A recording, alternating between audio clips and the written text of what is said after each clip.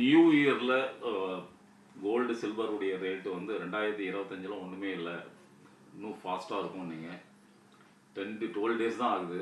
இன்றைக்கி ரொம்ப கணிசமாக பயங்கரமாக ஏறி இருக்குது. சவரன் கோல்டு வந்து கிட்டத்தட்ட ஒரு சவரனுக்கு 1800 கிட்ட வந்திருக்கு. இதுவும் 12,000 கிலோவுக்கு சில்வர் ஏறி இருக்குது. இது எப்படி சார், நீங்கள் நினச்சதை விட ப்ரிடிக்ட் பண்ணதை விட ரொம்ப ஃபாஸ்ட்டாக இருக்கா, எப்படி சார் இருக்குது? ஆமாங்க, நம்ம இப்படி எடுத்துக்கலாம். இப்போ நீங்கள் கேட்டீங்க, கரெக்டான கேள்வி தான். அதாவது 31/12/2025 அந்த வருடத்துடைய கடைசி நாள், கடந்த ஆண்டினுடைய கடைசி நாளில் என்ன விலை இருந்ததுன்னு சொன்னால், ஒரு கிராம் வந்துட்டு பார்த்தீங்கன்னா 12,480 ரூபா இருந்தது. இன்றைக்கி பார்த்தீங்கன்னா 13,120 ரூபா. ஒரு கிராமுக்கு 640 ரூபா விலை உயர்ந்திருக்கு கோல்டுடைய விலை. ஒரு சவரனுக்கு 5,120 ரூபா உயர்ந்திருக்கு. வெறும் இந்த 12வது நாளில், 1ஆந்தேதியிலேருந்து நீங்கள் 12ஆந்தேதி வரலாம் பார்த்தீங்கன்னு சொன்னீங்கன்னா, ஒரு கிராமுக்கு 640, ஒரு சவரனுக்கு 5,120 ரூபா உயர்ந்திருக்கு. அதே போல் வெள்ளியினுடைய விலை ஒரு கிராமுக்கு 30 ரூபாய் உயர்ந்துள்ளது. ஒரு கிலோவுக்கு 30,000 ரூபாய் இந்த 12 நாளில் வெள்ளியினுடைய விலை வந்து உயர்ந்துள்ளது. இது வந்து உண்மையிலே ஒரு கணிசமான பெரிய உயர்வுன்னு சொல்லலாம். ஆனால் நம்ம சொல்லும்போது இப்படி சொல்லலாமே தவிர, உண்மையான உயர்வு இன்னும் வரவில்லை அப்படிங்கிறது தான் நான் சொல்லுவேன். இன்னும் வந்து பெரிய உயர்வை நோக்கி தான் தங்கத்துடைய விலை கண்டிப்பாக இருக்கும். தங்கத்தை தொடர்ந்து வெள்ளியினுடைய விலை இன்னும் அதிகமான வேகத்தோடு இருக்கும். அதாவது தங்கத்துடைய விலை உயர்வை விட வெள்ளியினுடைய விலை உயர்வு சதவீதத்தில் அதிகமாகவே போகும். அதனால் வரும் காலங்களில் இன்னும் ஒரு பெரிய அளவில் வந்து விலை உயர்வு வந்து காத்து கொண்டு இருக்கிறது. எவ்வளோ பர்சன்டேஜ் இப்போ கம்பேரிசன் லாஸ்ட் இயரோட கம்பேர் பண்ணும்போது எந்த அளவுக்கு வேகம் இருக்குது? அதாவது நான் இப்படியே சொல்லிடுறேன் உங்களுக்கு. கோல்டு வந்துட்டு 1.75% ஏறி இருக்குது இந்த 12 நாளில். அதே மாதிரி வெள்ளி பார்த்தீங்கன்னா 4.21% விலை ஏறி இருக்குது. ஸோ தங்கத்தை விட வெள்ளி வந்து 4.21% விலை உயர்ந்துள்ளது இந்த 12 நாளில்.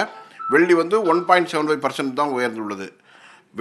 தங்கத்தை தாண்டி வெள்ளி மிக வேகமாக உயர்ந்து கொண்டு செல்கிறது. அதாவது ஒரே ஒரு 10 நாளில் 12 நாளில் பார்த்தீங்கன்னா ஒரு கிலோவுக்கு 30,000 ரூபாய் ஏறி இருக்குன்னா நீங்களே ஒரு நினச்சி பாருங்கள் எவ்வளோ தூரம் ஏறி இருக்குது. ஒரு கிராம் 30 ரூபாய், ஒரு கிலோவுக்கு 30,000 ரூபாய் வந்து வெள்ளியுடைய விலை வந்து உயர்ந்துள்ளது. எதனால் சார் இவ்வளோ ஃபாஸ்ட் ரேப்பிடு ப்ரைஸ் இன்க்ரீஸ் ஆகிறதுக்கு என்ன சார் காரணம் வித்தின் 12 டேஸில்?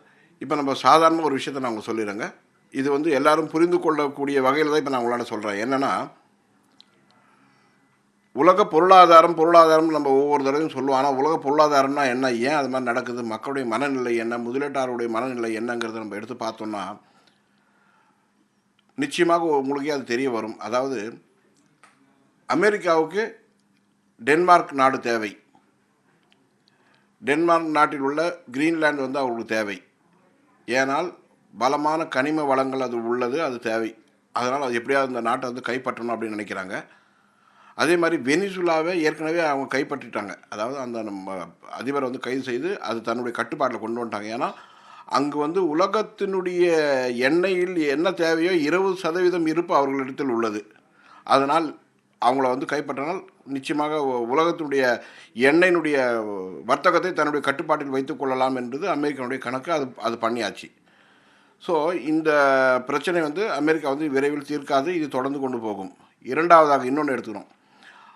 ரஷ்யாவுக்கு உக்ரைன் தேவை. ஏன்னா உக்ரைன் இதே மாதிரியான கனிம வளங்கள் பெரிய அளவில் இருக்குது. அதனால் அதை கைப்பற்றி தன்னுடைய கட்டுப்பாட்டில் உக்ரைனை கொண்டு வர வேண்டும் என்பது மிக தீவிரமாக இன்னும் 2 வருடங்களுக்கு மேலாக போராடி கொண்டிருக்கிறது. போராட்டம் நடந்து கொண்டிருக்கிறது, போர் நடந்து கொண்டிருக்கிறது. இது இரண்டாவது. மூன்றாவதாக எடுத்துக்கொண்டால் இஸ்ரேலுக்கு காசா தேவை. மீண்டும் இதே கதை தான். அதாவது இந்த நாடுகள், நான் குறிப்பிட்ட நாடுகள் எதுக்குமே வந்துட்டு எல்லை பிரச்சனையே கிடையாது. இப்போ நம்மளுக்கும் பாகிஸ்தானுக்கும் ஒரு போர் நடக்குது, இல்லை பிரச்சனை வருதுன்னா எல்லை பிரச்சனையாக இருக்கும். ஆனால் அவருக்கு எல்லை பிரச்சனை, எல்லை தாண்டிய பிரச்சனைகள், அந்த நாட்டில் உள்ள வளங்கள் அவருக்கு தேவை இருக்குது. அதனால் தொடர்ந்து அந்த நாட்டின் மீது போர் தொடுத்து தங்களுடைய கட்டுப்பாட்டில் அந்த நாட்டை கொண்டு வருவதுதான் அவருடைய பெரிய நோக்கம். அதே மாதிரி சைனாவுக்கு தைவான் தேவை. இப்படி ஒரு நாடும் போரிட்டு கொண்டே சென்றால் இந்த போர் சூழல் நிச்சயமாக இன்னும் பல ஆண்டுகளுக்கு முடிவுக்கு வரக்கூடிய சூழ்நிலை இல்லவே இல்லை. அப்படின்னு பார்த்தீங்கன்னா முதலீட்டாளருடைய எண்ணங்கள் எல்லாமே தங்களுடைய முதலீடுகள் பாதுகாப்பாகவும் இருக்க வேண்டும், அதே சமயத்தில் உயர்ந்து கொண்டும் அதனுடைய மதிப்பு உயர்ந்து கொண்டும் செல்ல வேண்டும் என்பது தான் அவருடைய எண்ணம். அதனால்தான் வந்து பெருமளவில் தங்கத்தின் மீது முதலீடு செய்கிறார்கள். இது ஒரு பக்கம். இரண்டாவது அவருடைய முதலீடுகள் வெள்ளியின் பக்கம் உள்ளது. வெள்ளி வந்து முதலீட்டு பொருளாக இல்லாமல் பல தொழில்களுக்கு ஒரு மூலப்பொருளாக பெருமளவில் பயன்பட்டு வருவது ஒரு பெரிய ஒரு கூடுதலான ஒரு அதன் மீது வந்து விலை உயர்வதற்கு ஒரு விஷயமாக உள்ளது. அதனால தான் வெள்ளியின் மீது முதலீடுகள் அதிகரித்து கொண்டு வருகின்றன. வெள்ளியினுடைய விலை தங்கத்துடைய விலையை விட மிக வேகமாக மேலே சென்று கொண்டிருக்கிறது அப்படின்னு சொல்லி சொன்னோம். இது நான் குறிப்பிட்டது வெறும் ஒரு சாதாரணமாக ஒரு பொருளாதாரத்தை புரிந்து கொள்ளக்கூடிய நிலையில் இருக்கக்கூடிய ஒரு விஷயத்தை தான் சொல்லியிருக்கோம். இன்னும் நம்ம உள்ளிருந்து ஆராய்ந்து பார்த்தால் இன்னும் பெரிய அளவில் அதனுடைய விஷயங்கள் தெரிய வரும். உலக பொருளாதாரம் எந்த நிலையில் சென்று கொண்டிருக்கிறது, வரும் காலங்கள் எப்படி இருக்குன்னு பார்த்தீங்கன்னா, இந்த 2026 1.5 லட்சம் ரூபாய் ஒரு சவரன் அப்படிங்கிற ஒரு இலக்கு ஒரு பெரிய ஒரு இல்லாத அளவுக்கெல்லாம் பெரிய அளவுலாம் இல்லை, சாதாரணமாக செல்லக்கூடிய ஒரு நிலைமையில் தான் இன்னினுடைய நிலைமை இருக்குது. ஏன்னா இந்த 10 நாள்லேயே பார்த்தீங்கன்னா ஒரு 5000 ரூபாய்க்கு சவரன் ஏறி இருக்குது. இன்னும் தொடர்ந்து இது மாதிரியான நிலைமைகள் தான் நீடிக்கும். அதனால் இன்னும் தங்கம் மற்றும் வெள்ளியின் விலை பெரிய உச்சத்தை நோக்கி தன்னுடைய பயணம் இருக்கும்.